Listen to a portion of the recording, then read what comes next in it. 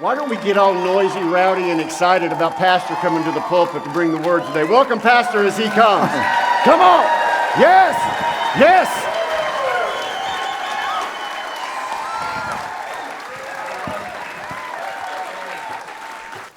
Today we're going to talk about the measure of time. And I dare say you probably never hear anybody talking about what I'm going to talk about today. The measure of time, and we're going to the book of Daniel because you cannot understand Revelation without Daniel. God gave Daniel an outline of world history in relation to God's oracle people, Israel. Now, there's some things about the book of Daniel that a lot of people do not understand.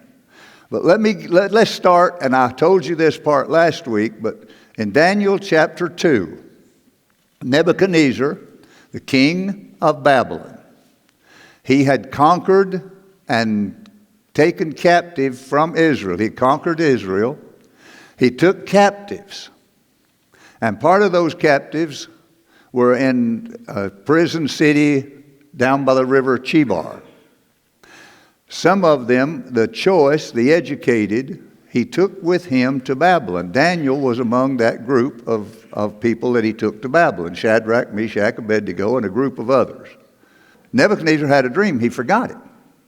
But he knew it was an important dream, something serious, and he wanted an interpretation. He called all of his astrologers, his soothsayers, magicians, and everybody to try to get an answer. And he said, "Tell me my dream and then give me the interpretation." They said, "Well, tell us the dream and we'll tell you what it means." He said, "I don't know what I dreamed." So he started killing them. And somebody told him about Daniel. That Daniel was an interpreter of dreams. And he knew God. So he sends for Daniel. Daniel calls his friends in and they have a prayer meeting. And a watcher came and told him about Nebuchadnezzar's dream. So Daniel went, told the king, "You had a dream of a giant image. It had a head of gold, arms and breast of silver, belly of brass, and legs of iron, and feet and toes of iron and clay mixed." And he said, "Here's the interpretation." He said, "You, Nebuchadnezzar, and the Babylonian kingdom, you are that head of gold. The arms and breast of silver, that is the twin kingdoms of the Medes and the Persians. Medo-Persian Empire will follow you. And following them will be the Grecian Empire, the belly of brass. Following them will be," he's given an outline of world history. "Following them will be the Roman kingdom of iron. And following them will be a kingdom of feet of iron and clay with 10 toes." Now I'm going to leave it there. There is a gap between the Roman kingdom, when it came to an end, and the 10-toed kingdom that would follow the Roman kingdom. There's a gap. And this 10-toed kingdom is the kingdom out of which the Antichrist will come. Now in Daniel chapter 7, Daniel has a dream. And he saw 4 beasts, a lion, a bear, a leopard, and a nondescript beast. It was a beast that he couldn't describe. It was just, no way, he just called it a nondescript beast. And this beast suddenly had 10 horns grow out of it. Now the 10 horns, he's told, is the same as the 10 toes of Nebuchadnezzar's dream. Now he said in verse 17, he said there will be, he's given the interpretation. The watcher shows up again. Gives him the interpretation. The 4 kingdoms that you saw, the lion, the bear, the leopard, and this nondescript beast, out of which that kingdom will come, the Antichrist. He said, there were 4 kingdoms will rise and fall. So you're talking about Babylonian, Medo-Persian, Grecian, and Roman. So those 4, he said, they will rise and they'll fall. Now he doesn't go any farther than that because of the gap. He leaves that alone. But you get down to verse 25 in Daniel 7. let's go up to 24. The 10 horns of this kingdom are 10 kings that shall arise, and out of the 10 will come another kingdom. But watch this, verse 25. The king that will come out of that 10 kingdoms, he will rise up and he's going to do something. He will speak great words. Now that statement, every time the Antichrist is mentioned, Revelations, Daniel, whatever, that statement will be found. He speaks great words. What that means is he speaks and has answers. He comes and he knows the world is in a mess, and he comes and has the answer to solve the problem. And he comes on the scene as a man of peace, and he solves world problems. And the world falls all over themselves to worship him. And he speaks great words against the Most High. And he thinks to change times and laws. They shall be given into his hand until, now here's what I want to show you. Time and times and dividing of times. Now, what does this mean, the time, times, and dividing of times? The time is one, singular. Times is two, plural. Dividing of times is half. He said he will come to absolute power for 3.5 years. The tribulation is divided into two parts. 3.5 years, 42 months, 1,260 days. Exactly. Not a question, it's just, that's what it is. The first 3.5 years will be a time of peace, and the good things will happen during that time, and the world will worship him, and when they worship him, they also worship the dragon that gives him power, which is Satan. Now the little horn that comes on the scene and uproots 3 out of that 10-toed and 10-horned kingdom. He comes on the scene. He conquers 3 of them, 3 of these kingdoms. And the other 7 then gives him power over them, to rule over them. And he comes and then he starts changing times and laws. And this is the Antichrist, and he has absolute power for 3.5 years. Now, where does this Antichrist come from? How could you recognize? He must come out of the area, and you'll see this a little later. He must come out of the area of the leopard kingdom, which is the Grecian kingdom, the belly of brass. That is Alexander the Great. He's called the he-goat. Then you go to Daniel chapter 8. And I'm going to scan down through this, but you need to read this whole chapter. Starting in verse 2, Daniel has a vision.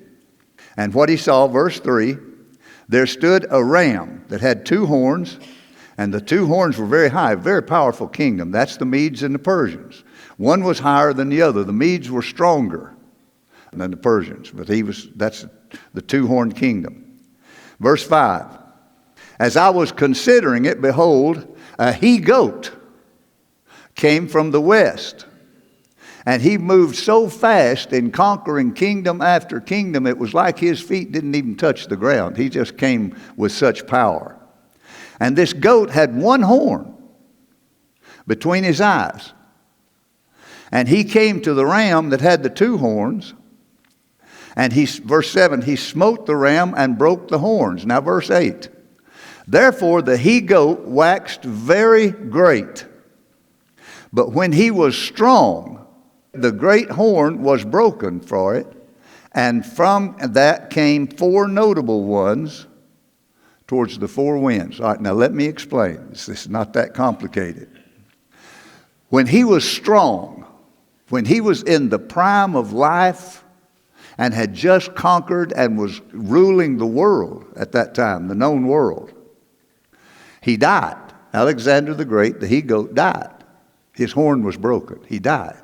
He died when he was 33 years old. And his kingdom then was divided. It said divided towards the 4 notable ones. 4 of his top generals. His kingdom was divided between 4 of them. Two of them became insignificant. They're not even mentioned again. But one, Seleucus, he took over the Seleucian area, and that is the area that was occupied the Syrian and Babylonian kingdoms combined. Now, the fourth one, the fourth general, was Ptolemy. And he went down south to Egypt. And he set up the kingdom of the Ptolemies. That was Cleopatra's fame. And Egypt became one of the most powerful, dominant kingdoms that ever existed. Now, where does the Antichrist come from? That's how I got into all of that. When someone out of that ancient Seleucian kingdom, which is made up of Iraq, which is Babylon, Persia, but in 1935, Persia changed its name to Iran. So you have Babylon, Iraq, Iran, Syria, Turkey, Jordan, and 10 kingdoms out of that area. They're all listed. I'll give them to you some other time. But when someone rises up out of those kingdoms and uproots 3 or takes control of 3 other of the kingdoms, he either conquers them or they give him power, and then the other 7 gives him power to rule over them, you have Antichrist on the scene. So he will come out of that Seleucian kingdom, those nations that I mentioned to you. Now let's go back to Daniel 4. Verse 25. What has happened here? Nebuchadnezzar's had another dream, and he's got a problem with it. So Daniel comes, he gives him the interpretation. He said, "They shall drive you from men. Your dwelling will be with the feast of the field. You'll eat grass like oxen. You'll get wet with the dew from heaven. And," now watch this, "7 times shall pass over you, till you know that the Most High ruleth in the kingdom of men and gives it to whomsoever he will." Now, there's a lot of confusion over this. Nebuchadnezzar had the dream, Daniel gave him the interpretation, but the statement that you need to focus on is there will be a period of insanity till 7 times passes over. Now, this is where people get really messed up.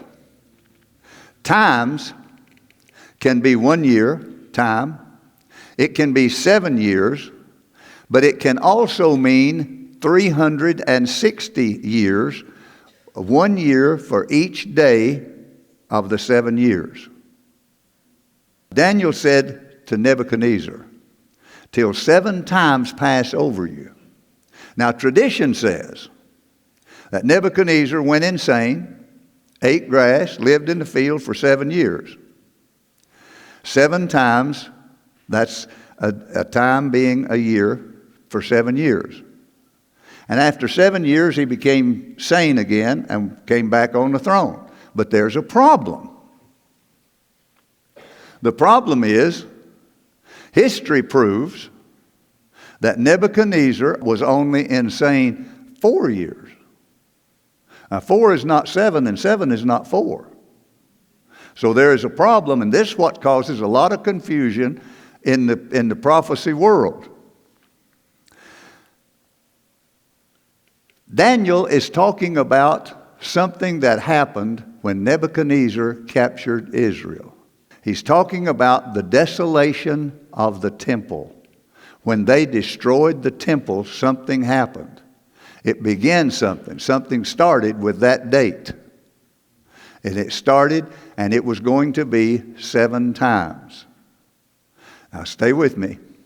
The bondage of the Jews and the destruction of the temple. That's critical.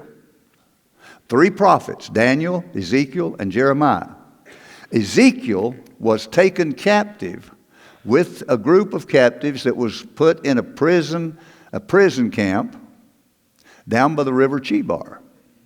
Ezekiel was the prophet there. He said, "I sat where they sat." He was there with them. Jeremiah stayed in Jerusalem. And Daniel, one of the educated, he was taken to Babylon with Nebuchadnezzar. Because Daniel, Jeremiah, and Ezekiel separated in space, but they were of the same time period.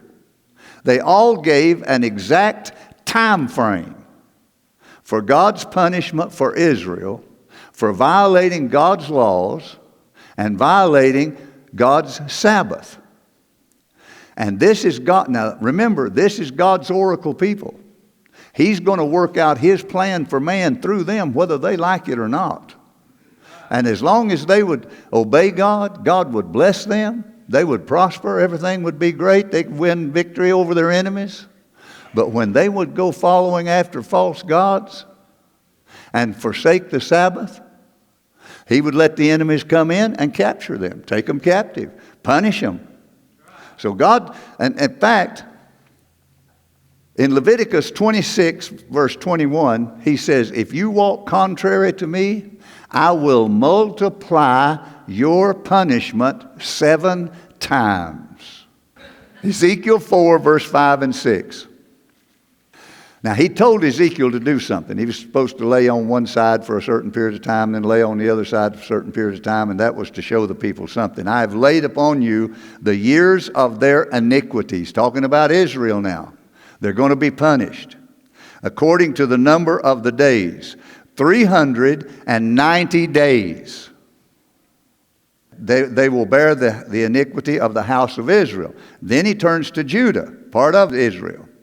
When you've accomplished that, you turn on the other side. And you shall bear the iniquity of the house of Judah 40 days. Now watch this statement. I have appointed thee each day for a year. Now you've got 390 days plus 40. 390 plus 40 is 430 years. That's when Jeremiah received this prophecy. Now watch. He says they're going to be punished 430 years. They served 70 years under bondage in Babylon. 430 minus 70 is 360. You got that on the screen? 360 times 7, a year for each day of these years, is 2,520 years. He's going to punish them 2,520 years. That totals 907,200 days. Let's go back to Daniel. If you take Daniel's time frame, when he says, till 7 times pass over you, and you recognize that he's talking about time frame beginning with the desolation of the temple, then you're going to come out and you're going to see something. Israel went into bondage under Nebuchadnezzar in 605 BC. 70 years pass. Cyrus is now king of Babylon, who's a descendant of Nebuchadnezzar.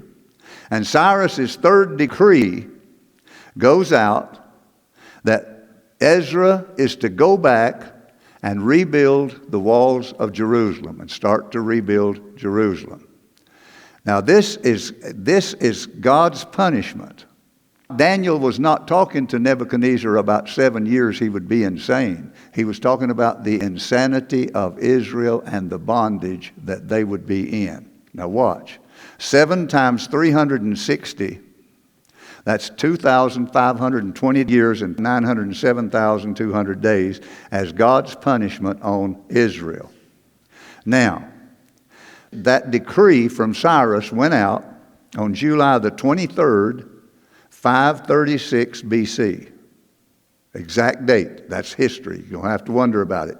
536 BC plus 2,520 years, 907,200 days.